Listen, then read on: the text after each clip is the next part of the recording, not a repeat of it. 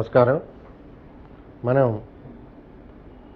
ఆరోగ్యం ఆనందం అనే శీర్షిక కింద మొట్టమొదటి కార్యక్రమంగా రాజమహేంద్రవరంలో కరోనా ప్రభావం మొదలైనప్పటి నుంచి ఇంతవరకు కూడా ప్రపంచవ్యాప్తంగా ఉన్న అప్డేట్స్ అన్నింటినీ కూలంకషంగా పరిశీలించి అధ్యయనం చేసి తర్వాత వాటిని అన్వయం చేసి మన ప్రాంతాలకి అక్కడ ప్రాంతానికి ఉన్న తేడాలు ఏమిటి, అది ఏంటి, ఏది అన్వయంకి కుదురుతుంది, ఏది అన్వయాన్ని చేసుకోక్కర్లేదు, ఇవన్నింటినీ చాలా శ్రద్ధతో చేస్తున్న డాక్టర్ గారిని ఇంతవరకు కూడా మనం చెప్పుకున్నాం.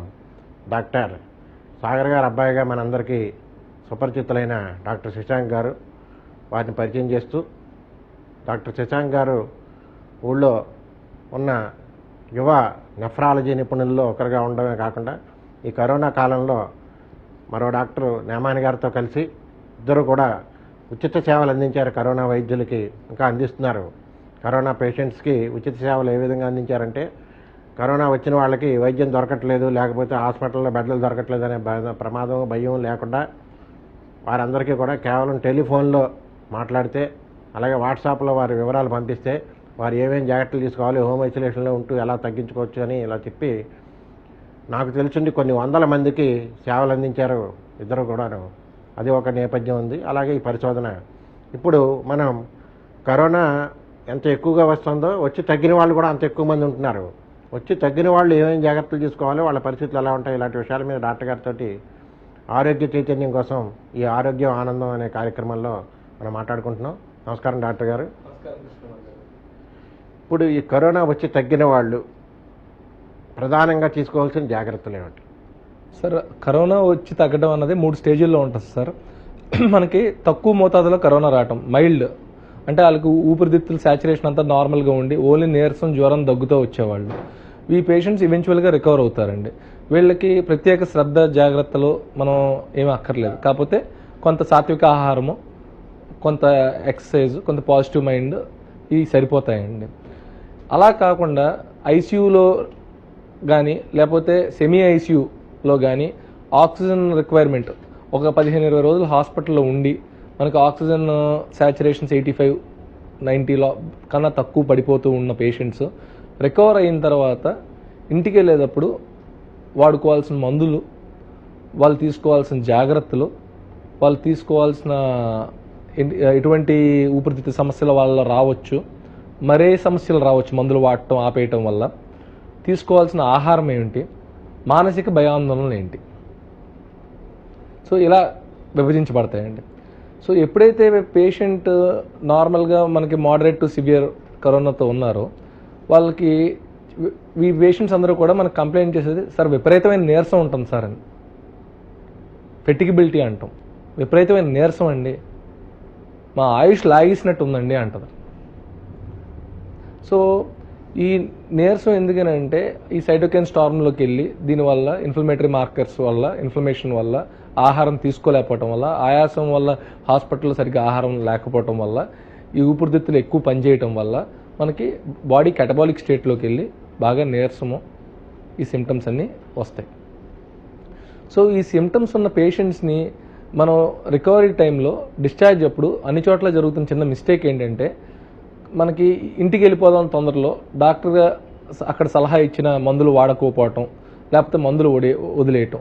సో కరోనాలో మనకు మెయిన్ ముఖ్య లక్షణం ఏంటంటే అండి, స్టెరాయిడ్స్ మొదలు పెడతారండి. ఏది ఈ సివియర్ కేసెస్లో, కొంచెం మోడరేట్ టు సివియర్ కేసెస్లో ఈ స్టెరాయిడ్స్ మొదలుపెట్టి ట్యాబ్లెట్ రూపాన దాన్ని తగ్గించుకుంటూ వస్తారు. వీళ్ళు ఏం చేస్తున్నారంటే హాస్పిటల్ నుంచి బయటికి రాగానే ఆ మందుల్ని ఆపేస్తున్నారు. అలా ఆపకూడదు అబ్రప్ట్గా, దానివల్ల సైడ్ ఎఫెక్ట్స్ చాలా ఉంటాయి. ఈ స్టెరాయిడ్ మాత్రలు ఏం చేయాలంటే అండి 0.5 mg/kg బాడీ వెయిట్ చొప్పున ఒక వారం వాడుకొని, దాంట్లో సహం మోతాదు ఇంకో వారం వాడుకొని, దాంట్లో ఇంకా సహం మోతాదు ఇంకో వారం వాడుకొని 3 వారాల్లో క్రమేణా తగ్గించుకుంటూ రావాలి.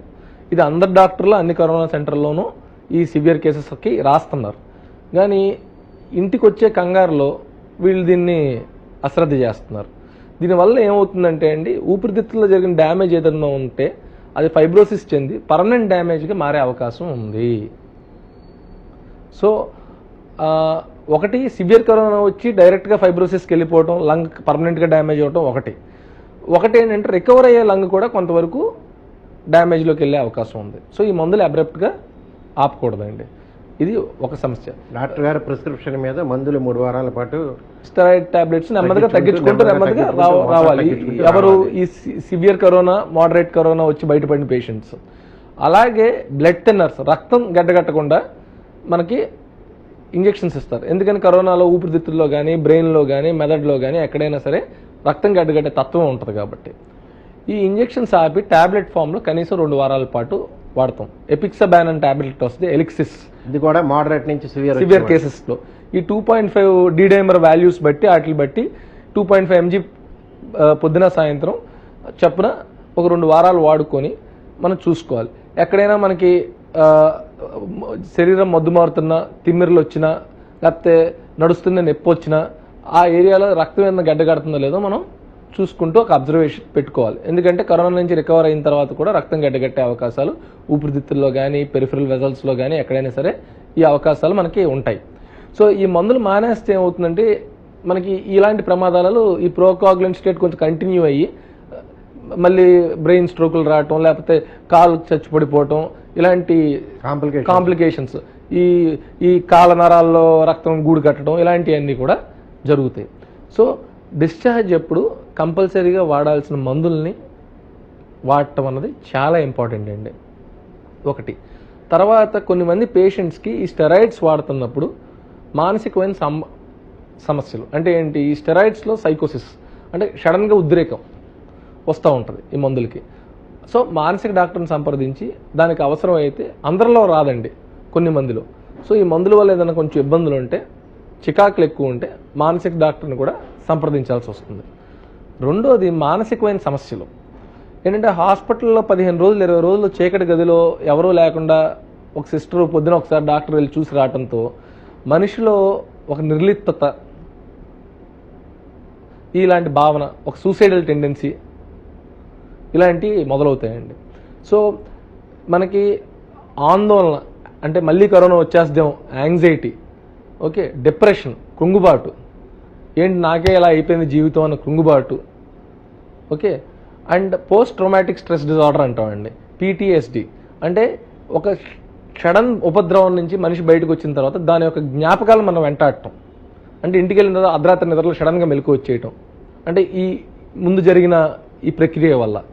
ఇలాంటి సమస్యలు ఉన్నప్పుడు మానసిక వైద్య నిపుణులను సంప్రదించి మందులు వాడుకొని మన మనసుని మనం గట్టిగా చేసుకోవడంలో తప్పులేదు. పూర్తిగా మళ్ళీ నార్మల్ ఛాన్సెస్ ఉన్నాయి. సో ఏమవుతుందంటే అండి, ఈ ఆందోళనని మనం తేలిగ్గా తీసుకుంటున్నారు. లోపల ఆందోళనలతో వాళ్ళ ఆందోళన చెందడంతో పాటు పక్కన ఆందోళన చెందిస్తున్నారు. సో ఇలాంటి ఆందోళన ఉన్న పేషెంట్స్ మానసిక డాక్టర్ని సంప్రదిస్తే వాళ్ళకి యాంగ్జైటీ ఉందా, డిప్రెషన్ ఉందా, లేకపోతే సైకోసిస్ ఉందా అన్నది చూసుకొని దాన్ని బట్టి దేనికి మందు పెట్టాలో ఒక వారం 2 వారాల పాటు మందులు పెడతారు. డాక్టర్ గారు ఇక్కడే మోడరేట్ నుంచి సివియర్కి వచ్చిన వాళ్ళు మీరు చెప్పినవి ఎలాగా పాటిస్తారో ఇది చేస్తారు. ఇంట్లో ఉండి హోమ్ ఐసోలేషన్లో ఉండి 2 వారాలు 3 వారాలు హోమ్ ఐసోలేషన్లో ఉండి అన్ని డాక్టర్ చెప్పిన మీలాంటి వాళ్ళు చెప్పిన ఫోన్ ద్వారా కానీ లేకపోతే వాట్సాప్ల ద్వారా కానీ ఇచ్చినవన్నీ మందులు వాడి తగ్గిపోయిన తర్వాత వాళ్ళు కూడా ఇప్పుడు చెప్పిన మీరు అన్న ఫిటిగ్ ఎవరైతే బాగా నిస్సత్తుగా ఉంటున్నామో, నీరసంగా ఉంటున్నామో అని చెప్తున్నారు, వాళ్ళు తీసుకోవాల్సిన జాగ్రత్తలు. సార్ మనకి ఏదన్నా వైరల్ ఇల్నెస్ ఉన్నప్పుడు అండి, వైరస్ ఏం చేస్తుందంటే మనలో ఉన్న శక్తిని తగ్గించేస్తుంది. 2-3 వారాలకు కానీ మనకు ఆ శక్తి పుంజుకోదు. సో అది నార్మల్గా జరిగేదండి ఏ కొంచెం పెద్ద జబ్బు వచ్చినా. అప్పుడు మనకి ఏంటి చేయాల్సిన పని అంటే ఆహారం నియమాలు పాటించడం. సో ఒకళ్ళు అంటారు రోజు చికెన్ తినేయండి బలం వచ్చేస్తుంది అంటారు ఒకళ్ళు అంటారు రోజు కూరగాయలు తినేయండి వచ్చేస్తుంది అంటారు. ఇవన్నీ కాదండి, బ్యాలెన్స్డ్ డైట్ తీసుకోవాలి. అంటే ఒక 30% to 40% కార్బోహైడ్రేట్స్, అంటే కొంచెం అన్నం కొంచెం శాతం పెంచాలి. ఎందుకంటే మనకి ఎనర్జీ అప్పుడు పోయి ఉంటుంది కాబట్టి ఒక 30 to 40% కార్బోహైడ్రేట్స్ తీసుకోవాలి, ఒక 20% ఫ్యాట్స్ తీసుకోవాలి. పీచు పదార్థాలు ఉన్న కూరగాయలు ప్లస్ ఫ్రూట్స్, పళ్ళు, ఓకే. షుగర్ మాత్రం జాగ్రత్తగా మెయింటైన్ చేసుకోవాల్సి వస్తుంది. సో ఈ ఆహార నియమాలు పాటించుకుంటూ ఒకేసారి ఎక్కువ తిందామని ట్రై చేయకుండా తఫతఫాలుగా మనం రోజు 3 సార్లు తినేది 6 సార్లుగా డివైడ్ చేసుకొని 6 పోర్షన్స్లో తింటూ ఉంటే మనకి కొంత శక్తి రీజనరేట్ అయ్యే టైం వస్తుందండి.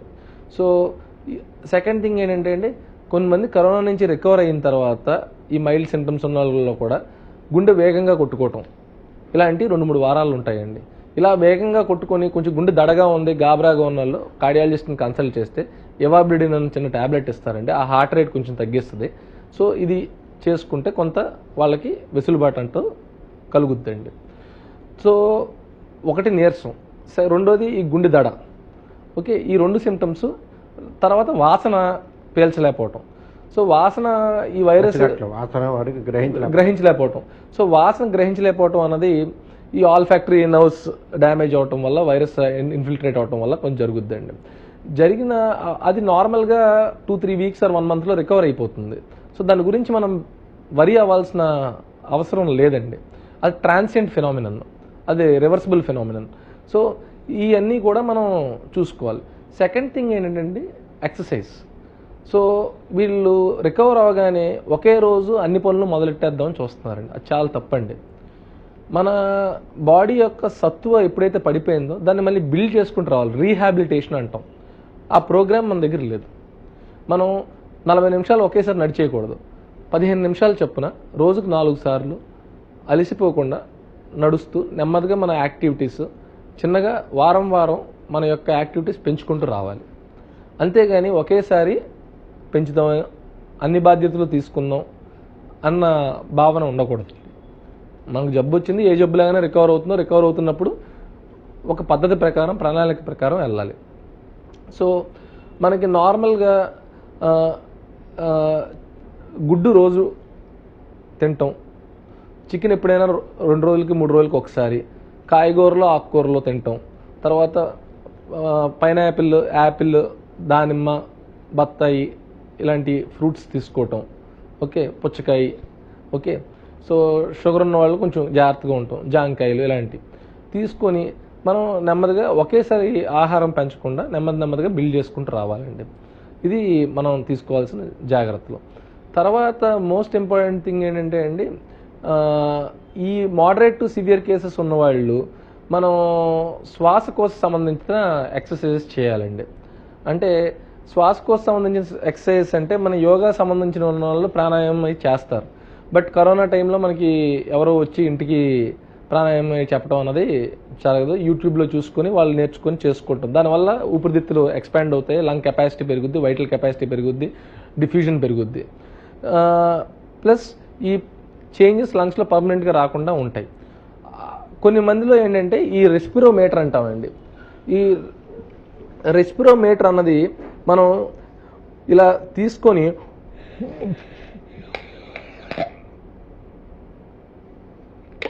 గాలి లోపలికి తీసుకుంటే ఇన్స్పిరేటరీ అంటే లోపల శ్వాస లోపల తీసుకోవటం.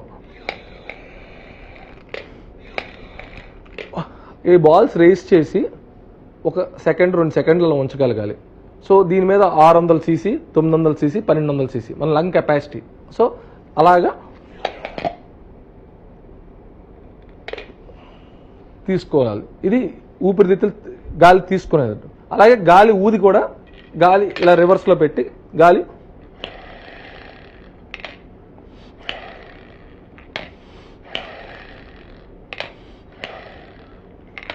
సో గాలి ఊదినప్పుడు రివర్స్లో పెట్టి చేయాలి. ఇలా ఈ రెస్పిరోమీటర్ అన్నది 200 రూపాయలు 300 రూపాయల్లో దొరుకుద్ది. ఇది గంటకు కనీసం 10 నుంచి 20 సార్లు చేయాలి. ఏది తీసుకునేటప్పుడు, ఊదేటప్పుడు. అండ్ ఆ బాల్స్ పైకి రేస్ చేసి వాడికి రెస్పిరేటరీ ప్రాబ్లం లేదు, ఫంక్షనింగ్ బాగుంది అని చెప్పడానికి అందులో మనకి వాడికి తీసుకోవాల్సినవి ఏంటి? 3 బాల్స్ లేవాలి. 3 బాల్స్ లేసి అలా నుంచోబెట్టగలిగితే వాళ్ళ వైటల్ కెపాసిటీ ఇంప్రూవ్ అయినట్టు. ఇనీషియల్గా ఏంటంటే అండి మనకు 2 బాల్స్ లేస్తే 600-900 వరకే ఉంటుంది కెపాసిటీ.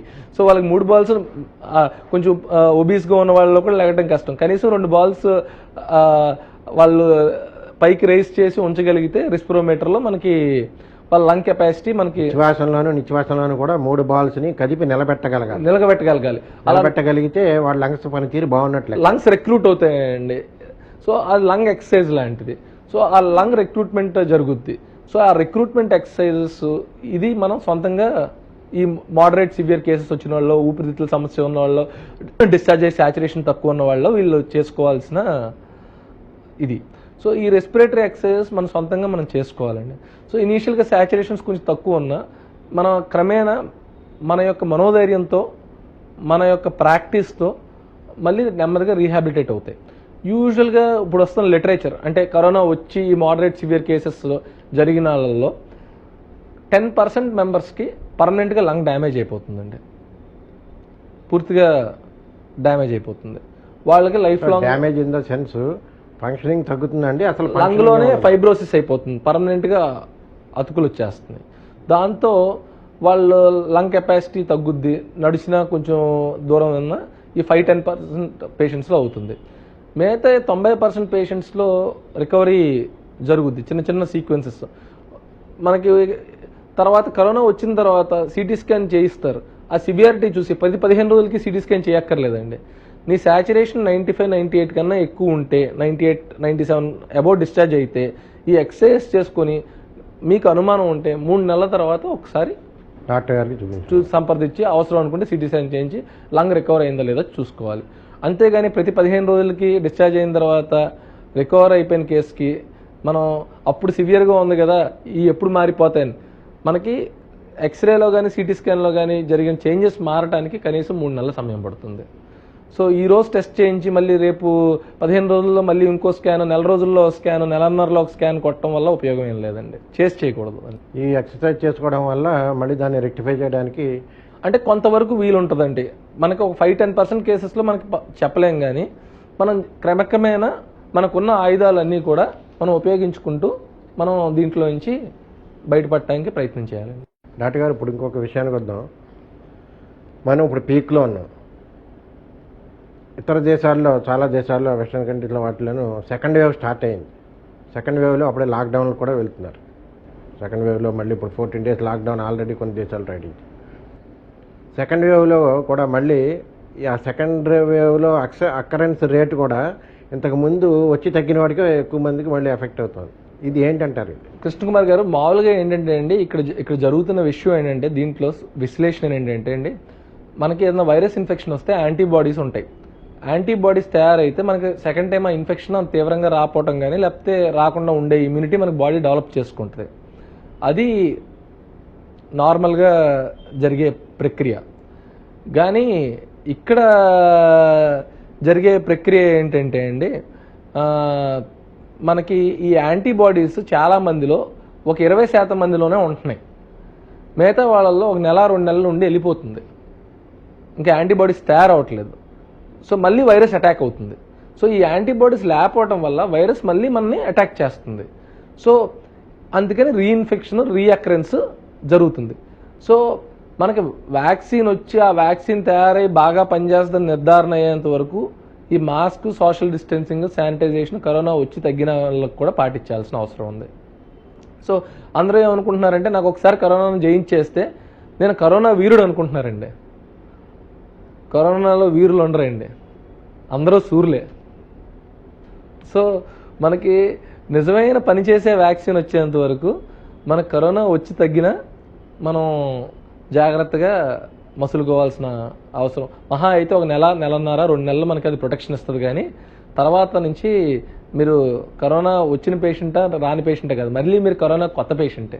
ఇప్పుడు మీరు బాగా లోతైన అధ్యయనాలు చేస్తున్న యువ వైద్య నిపుణుడిగా ఇప్పుడున్న దాని మీద, పరిస్థితి మీద, భారతదేశంలో ఉన్న దాని మీద మీ ప్రిడిక్షన్ ఏమిటి?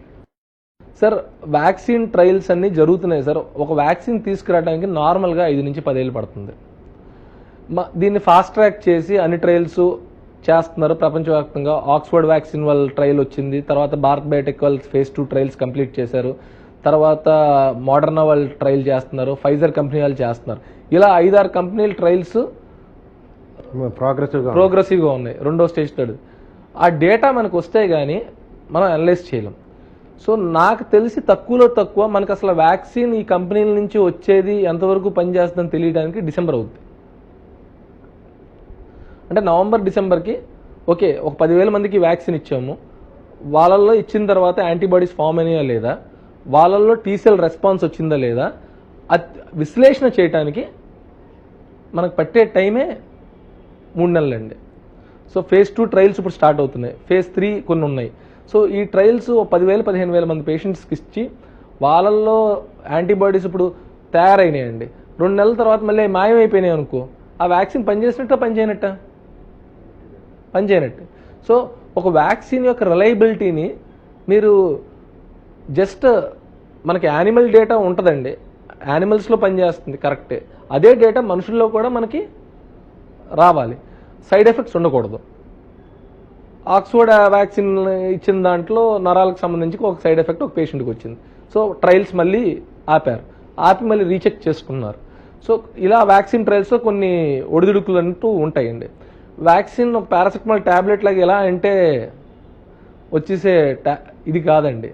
సో ఆ వ్యాక్సిన్ ప్రక్రియ అన్నది కొంచెం క్లిష్టతరమైన ప్రక్రియ. సో మనకి ఏదన్నా పని చేస్తుందా పని చేయట్లేదని తెలియటానికి నవంబర్-డిసెంబర్ అవుతుందండి. దాని తర్వాత అది ప్రొడక్షన్లోకి వెళ్ళి మన సామాన్య ప్రజానికానికి అందుబాటులో రావడానికి నెక్స్ట్ ఇయర్ జూన్ అవుద్ది. ఇప్పుడు పీక్లో ఉన్నాం కదా, ఈ అకరెన్స్ రేటు ఏ విధంగా తగ్గచ్చు, లేకపోతే ఇప్పుడున్న పరిస్థితి నుంచి మనం ప్రమాదం నుంచి బయటపడడానికి ఛాన్సెస్ వ్యాక్సిన్ సరే ఇప్పుడు నాకున్న అవగాహన ప్రకారం మనకి ఇప్పుడు జిఎస్ఎల్ మెడికల్ కాలేజ్ ఉంది. కరోనా స్టార్ట్ అయిన తర్వాత మనకి ఫస్ట్ కాలేజ్ అది స్టార్ట్ చేశారు ట్రీట్మెంట్. క్రమక్రమేణా అన్ని హాస్పిటల్స్ కరోనా పేషెంట్స్ని అడ్మిట్ చేసుకోవడం ట్రీట్ చేసుకోవడం జరుగుతుంది. సో బెడ్స్ పెరిగినాయి. కానీ జిఎస్ఎల్లో 3 నెలల క్రితం 450 కేసులే ఉన్నాయండి, ఈ రోజు కూడా 450 కేసులే ఉన్నాయి. ఒక పీక్లో 600 వరకు వెళ్ళినాయి. సో కరోనా తగ్గడం లేదండి, కరోనాతో సహజీవనం చేస్తున్నాం మనం. సో వ్యాక్సిన్ వచ్చే వరకు కూడా సిచ్యువేషన్ ఎంతో కొంత స్థాయిలో కొనసాగుతూనే ఉంటుంది. మనం అలవాటు పడిపోయాం. ఇంకోటి కూడా చెప్తున్నారు డాక్టర్ గారు, స్ట్రెయిన్ కొంచెం ఇప్పుడు వచ్చి స్ట్రెయిన్ వల్ల ఇబ్బందులు తక్కువగా కనిపిస్తున్నాయి, కొంచెం చాలా స్పీడ్గా రికవర్ అవుతున్నారు అని కూడా చెప్తారు. స్ట్రెయిన్ ఐడెంటిఫై చేయడం అనేది మన దగ్గర జరగదు సార్. సెకండ్ థింగ్ ఏంటంటే ఏ స్ట్రెయిన్ ఎవరిలో ఉంటుందో చెప్పలేం, అండ్ కరోనా ఎవరు ఏ విధంగా పనిచేస్తుందో చెప్పలేం. సో స్వీయ జాగ్రత్తలో నియంత్రణ లేకుండా మనం మభ్య పెట్టుకోవడం అనేది డెసిషన్. కాకపోతే మన రికవరీ రేట్స్ చాలా ఇంప్రూవ్ అయినాయి. రికవరీ రేట్స్ ఇంప్రూవ్ కావడానికి కారణాలు ఏంటండి, మనకి ఇదివరకు కరోనా అంటే భయం, హాస్పిటల్స్లో అడ్మిట్ చేసుకునేవారు కాదు. ఇప్పుడు ఏంటి, నెంబర్ ఆఫ్ బెడ్స్ పెరిగినాయి. కరోనా లక్షణాలు ఏంటి తెలిస్తే ముందు టెస్ట్ చేయించుకోవడానికి గవర్నమెంట్ చెప్పినా ప్రజలే ల్యాబ్లకు వెళ్ళి టెస్ట్ చేయించుకుంటున్నారు, జబ్బు తొందరగా బయటపడుతుంది. తర్వాత మందులు ఏం వాడాలో స్టాండర్డ్ ట్రీట్మెంట్స్ అన్నీ కూడా అవైలబిలిటీ వచ్చినాయి. ఫస్ట్లో మందులు తెలుసు, రెమ్డెసివిర్ ఇంజెక్షన్ ఉంది అని, కానీ ఆ ఇంజెక్షన్ ఉన్నా దొరికే అవకాశాలు తక్కువ ఉండేది. ఇప్పుడు మందులు పేషెంట్లకు విరివిరిగా అట్లీస్ట్ అవసరమైన పేషెంట్లకి కొంతమేరకు సడలికంతో వచ్చి జరుగుతుంది. సో ఈ కారణాలన్నిటి వల్ల మనకి రికవరీ రేటు పెరిగింది. ఇటువరకు ఏంటి, మందు ఇద్దామంటే మందు దొరికేది కాదు, పేషెంట్ అడ్మిట్ చేద్దామంటే బెడ్ దొరికేది కాదు. సో ఈ స్టేజ్ నుంచి మనం జబ్బుని దాటుకుంటూ క్రమక్రమేణా మన నైపుణ్యాన్ని పెంచుకుంటూ, జబ్బు యొక్క అనుభవాన్ని పెంచుకుంటూ, ట్రీట్మెంట్ని రీచెక్ చేసుకుంటూ, కొంత డాక్టర్లకి నైపుణ్యం పెరిగింది, జబ్బు మీద అవగాహన పెరిగింది, అండ్ మనం చేయటానికి బెడ్స్ దొరుకుతున్నాయి, మందులు దొరుకుతున్నాయి. దీనివల్ల రికవరీ రేట్స్ డాక్టర్ గారు చాలా క్లియర్గా స్పష్టంగా ఎంత ఇదిగా చెప్పారంటే, మనం కరోనా నుంచి బయటపడిన తర్వాత మామూలుగా మాదిరిగా వచ్చి తగ్గిపోయిన వాళ్ళ మాట ఎలా ఉన్నా, మోడరేట్ నుంచి సివియర్గా వచ్చిన వాళ్ళు మాత్రం ఖచ్చితంగా హాస్పిటల్ నుంచి ఇంటికి వచ్చేటప్పుడు ఇంటి దగ్గరైనా సరే మోడరేట్ నుంచి సివియర్గా ఉన్న వాళ్ళు ఎవరైనా సరే కూడా 3 వారాల పాటు కోర్సు మోతాదు తగ్గించుకుంటూ వాడడం, అలాగే మోతాదు పెంచుకుంటూ డైట్ తినడం. కోర్సుని 3 వారాల పాటు మోతాదు తగ్గించుకుంటూ రావడం, డైట్ని మోతాదు పెంచుకుంటూ వెళ్ళడం, అలాగే ఎక్సర్సైజ్ కూడా మోతాదు పెంచుకుంటూ, అంటే అటెస్ట్ వచ్చి గంట సేపు 45 నిమిషాలు కాకుండా అంచెలంచెలుగా వ్యాయామం కూడా పెంచుకుంటూ వెళ్ళి ఆరోగ్యాన్ని కాపాడుకోవచ్చు అన్నది ఒకటి. రెండోది, కరోనాకు సంబంధించి అతి ముఖ్యమైన కీలకమైన అవయవంగా చెప్తున్న ఈ ఊపిరితిత్తుల్ని డ్యామేజ్ కాకుండా కాపాడుకోవడానికి ఏం చేయాలి, ఈ విషయాన్ని కూడా చాలా స్పష్టంగా చెప్పారు. చాలా ఏ మెలకువలు తీసుకుంటే మనం దీని తర్వాత పోస్ట్ ఆపరేటివ్ అన్నట్టుగా పోస్ట్ కరోనా జాగ్రత్తల వల్ల ఎలా బయటపడతామో. తర్వాత ఇంకో ముఖ్యమైన విషయం ఏంటంటే, మన అధ్యయనాల్లో తేలింది కరోనా వల్ల కూడా కొన్ని మందికి షుగర్ వ్యాధి రావచ్చు. కరోనా వల్ల కూడా కరోనా ఎఫెక్ట్ అవటం వల్ల ప్యాంక్రియాస్లో ఉన్న బీటా సెల్ డ్యామేజ్ అయ్యి వాళ్ళకి షుగర్ వ్యాధి రావచ్చు. అది పర్మనెంట్గా వస్తుందా 2-3 నెలలే ఉంటుందా అన్నది ఇంకా అధ్యయనాల్లో షుగరా లేకపోతే అది పర్మనెంట్గా డ్యామేజ్ జరిగి అలాగే ఉండిపోతుందా లేకపోతే ప్యాంక్రియాస్ మళ్ళీ రికవర్ అవుతాయా అన్నది ఇంకా మనం చెప్పలేము అప్పుడే. గర్భిణీ సమయంలో వచ్చి దానిలో వచ్చిపోయిందా లేకపోతే పర్మనెంట్ గా ఉంటుందా అన్నది ఇంకా అధ్యయనాల్లో తేలలేదండి. సో ఈ షుగర్ వ్యాధి కోవిడ్ వల్ల వచ్చిన వాళ్ళు షుగర్ ఇంజెక్షన్లు తీసుకొని షుగర్ డాక్టర్లను సంప్రదించి తీసుకోవాల్సి ఉంటుంది. అలా కాకుండా ముందు నుంచి షుగర్ ఉన్నవారి పేషెంట్స్ కూడా ఈ స్టెరాయిడ్స్ వాడటం వల్ల కొంచెం షుగర్ మోతాదు కొంచెం ఎక్కువ ఉంటుంది ఈ మందుల వల్ల. సో ఈ డయాబెటాలజిస్ట్తో డిశ్చార్జ్ తర్వాత ఫాలోఅప్ పెట్టుకొని షుగర్ డాక్టర్లని ఈ సంప్రదించుకొని షుగర్ లెవెల్స్ ఎప్పటికప్పుడు చెక్ చేసుకొని మందులు మార్పిడి ట్రాన్సియంట్గా వాళ్ళ పాత మందుల నుంచి కొత్త మందులు, కొత్త మందుల నుంచి పాత మందులకి సంప్రదింపులతో జాగ్రత్తగా చేసుకోవాలండి. సో ఈ షుగర్ మేనేజ్మెంట్ కూడా అత్యంత కీలకమైంది. ఇప్పుడు డాక్టర్ గారు చెప్పిన దాంట్లో దాన్ని సమాప్తి చేసిన వెంటనే నేను డాక్టర్ గారిని అడుగుదాం అనుకుంటున్నది ఆయన పెట్ సబ్జెక్టు షుగర్ రిలేటెడ్గా ఉండి వచ్చి మూత్రపిండాలకు సంబంధించి ఈ కరోనా ఎఫెక్ట్ ఈ 6 నెలల్లో వచ్చిన స్టడీస్లో మూత్రపిండాల మీద తగ్గిన తర్వాత ఏమైనా ఎఫెక్ట్ ఏ రేంజ్లో ఉంది, ఏ స్థాయిలో ఉంది, వాటిని ఇప్పుడు ఇందాక ఊపిరితిత్తులకు ఎలా చెప్పారో దాన్ని మళ్ళీ నార్మల్స్కి తీసుకొచ్చి ఇప్పుడు మూత్రపిండాలకు సంబంధించి ఏంటంటే నార్మల్గా కరోనా వల్ల మూత్రపిండాలు ఎలా ఎఫెక్ట్ అవుతాయి అన్నది ఒకటి డైరెక్ట్గా పోడోసైట్ అన్న డ్యామేజ్ అవుద్ది, ట్యూబ్యూల్ డ్యామేజ్ అవుద్ది, కొన్ని మందుల వల్ల కూడా ఈ సైటోకైన్ స్టార్మ్ వరకు కూడా డ్యామేజ్ అయ్యి మూత్రపిండాలు ఎఫెక్ట్ రావచ్చు. కాకపోతే మూత్రపిండాలు ఎఫెక్ట్ అయ్యే శాతం 6% డైరెక్ట్గా కరోనా పేషెంట్స్లో. సో డయాలసిస్కి వెళ్ళే వాళ్ళ శాతం కూడా 3-4% పర్మనెంట్ డ్యామేజ్ అయ్యేవాళ్ళు, మిగతా వాళ్ళు తక్కువ మంది అండి. రెండోది ఏంటంటే అండి, పొరపాటున డయాలసిస్ పేషెంట్స్కి కరోనా వస్తే ఏంటి పరిస్థితి? డయాలసిస్ పేషెంట్స్కి కరోనా వస్తే రోగనిరోధక శక్తి తక్కువ ఉంటుంది కాబట్టి వాళ్ళు కరోనాని జయించడానికి నార్మల్ పేషెంట్స్ కన్నా కష్టమవుతుంది, ఎక్కువ శాతం మందిని కోల్పోవాల్సి వస్తుంది. సో డయాలసిస్ సెంటర్కి వెళ్ళే పేషెంట్స్ అందరూ కూడా మాస్క్స్ ధరించి డయాలసిస్ టైంలో కూడా మాస్క్స్ వేసుకొని జాగ్రత్త వహించవలసిందిగా మనవి చేస్తున్నాను. ఎందుకంటే వాళ్ళ రోగనిరోధక శక్తి కరోనాని తట్టుకొని జయించే అంత రొబస్ట్గా ఉండదండి, అంత బలీయంగా ఉండదు. సో అది మనం జాగ్రత్తగా చూసుకోవాలండి. సో ఇప్పుడు వరకు జరిగిన కేసెస్లో మనకు ఇప్పుడు మీరు చెప్పారు 6% అండి, 4-6% మాత్రమే దీనికి టచ్ చేస్తుంది వ్యవహారం అని. ఈ టచ్ చేసిన వాటిలో కూడా ఇప్పుడు ఇందాక ఊపిరితిత్తులకు ఎలాగో మళ్ళీ వాడు నార్మల్స్కి రావడానికి ఉన్న ఛాన్సెస్ ఏమైనా ఉన్నాయా? సార్ చెప్పా కదా సార్ ఇందాక, నార్మల్గా వాళ్ళు రికవర్ అయితే రికవర్ అవ్వచ్చండి. కొన్ని మందిలో ప్రోటీన్ పోతూ ఉండొచ్చు, అది నెమ్మదిగా ట్రాన్సియంట్గా అది హీల్ అవుతూ ఉంటుంది. బట్ ఒక 4-6% పర్మనెంట్గా డ్యామేజ్ అన్నది జరిగితే వాళ్ళు డయాలసిస్కి స్టేజ్కి వచ్చేయాల్సి ఉంటుంది, 3-4%. ఓకే, బట్ మిగతా 96-97% యూజువల్గా వాళ్ళ డ్యామేజ్ జరిగినా అది నెమ్మదిగా సర్దుకుంటూ రికవరీకి వచ్చే అవకాశాలు ఉన్నాయండి. కరోనా నుంచి పూర్తిగా బయటపడిన తర్వాత ఆ తర్వాత మళ్ళీ ఎటువంటి సైడ్ ఎఫెక్ట్స్, కాంప్లికేషన్స్ లేకుండా ఉండాలంటే ఏమేమి జాగ్రత్తలు తీసుకోవాలి, ఎవరెవరు ఏమేమి జాగ్రత్తలు తీసుకోవాలనే విషయాల మీద చాలా అందరికీ అర్థమయ్యే భాషలో తేటతెల్లంగా చక్కగా అనేక విషయాలు అందించిన డాక్టర్ గారికి ధన్యవాదాలు తెలియజేస్తూ ఈ ఆరోగ్యం ఆనందం అనే శీర్షికని ఈ కార్యక్రమాన్ని డాక్టర్ మనందరికీ ఇష్టమైన సాగర్ గారు అబ్బాయి శశాంక్ గారి ద్వారా ప్రారంభించుకుంటున్నామని చెప్పడానికి ఆనందంగా ఉన్నామని చెప్తూ ధన్యవాదాలు.